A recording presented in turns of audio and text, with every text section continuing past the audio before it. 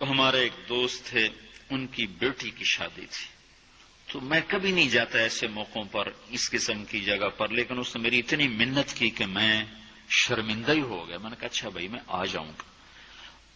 اور پھر اس نے مجھے تسلی دلائی کہ وہاں سارا الگ الگ ہے، عورتوں کا انتظام الگ ہے، مردوں کا الگ ہے. PC لاہور میں.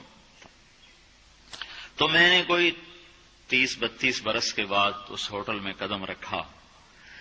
ماضی کے دھندلکوں میں جھانکتے جھانکتے کتنی صبح کتنی شامیں وہاں گزری ہوئی تھیں غفلت کی. تو میں جب وہاں سے نکلنے لگا کھانے کے بعد تو عورتیں نکل رہی تھیں، اکثر بے پرد تھیں. تو وہاں گیلری میں مجھے کسی نے روک لیا، وہ مجھ سے بات کرنے لگ گیا. میں کھڑا ہو گیا.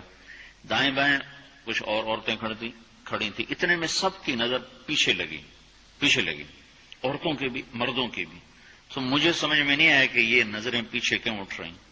کیا دیکھا، میرے قریب سے ایک خاتون گزری جو سر سے لے کر پاؤں تک مکمل برقعے میں، ہاتھوں پہ بھی دستانے تھے اور پاؤں میں جرابیں تھیں، اور ایک بالکل سادہ سا برقع انہوں نے پہنا ہوا تھا.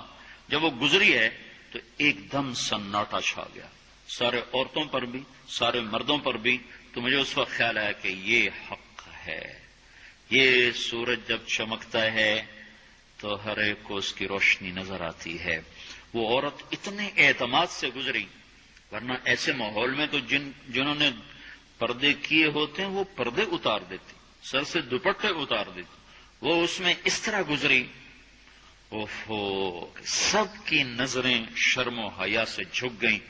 وہ عورتیں جن کے دوپٹے کہیں جا رہے تھے ان کی بھی نظریں شرم و حیا کی وجہ سے جھک گئیں.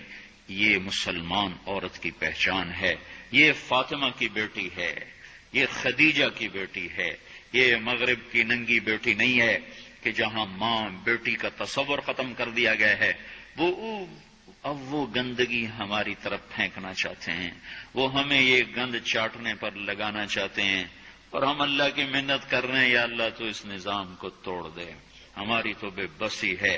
ہماری بیٹیوں کے سر سے دوپٹے اتر گئے، کپڑے مختصر ہو گئے. عجب حال ہے. حیا پتہ نہیں کہاں ہی روٹ کے چلا گیا، نظر ہی نہیں آتا. پہاڑوں میں جا کے بھی ڈھونڈا، وہاں بھی نہیں ملا. صحراؤں میں گئے، دریاؤں میں گئے، کہیں نہیں ملا. کبھی ایک صفت ہوا کرتی تھی، آج پتہ نہیں کہاں سے ملے گی، کس بازار سے ملے گی. وہ منڈیاں ہی بند ہو گئیں. جس قوم کی بچیاں ناچ گانے کو اپنا شعار اور شوق بنا لیں، ان کی نسل سے اب خالد بن ولید نہیں پیدا ہو سکتے، ناچنے والے ہی پیدا ہوں گے. محمد بن قاسم نہیں پیدا ہو سکتے، طارق بن زیاد نہیں پیدا ہو سکتے.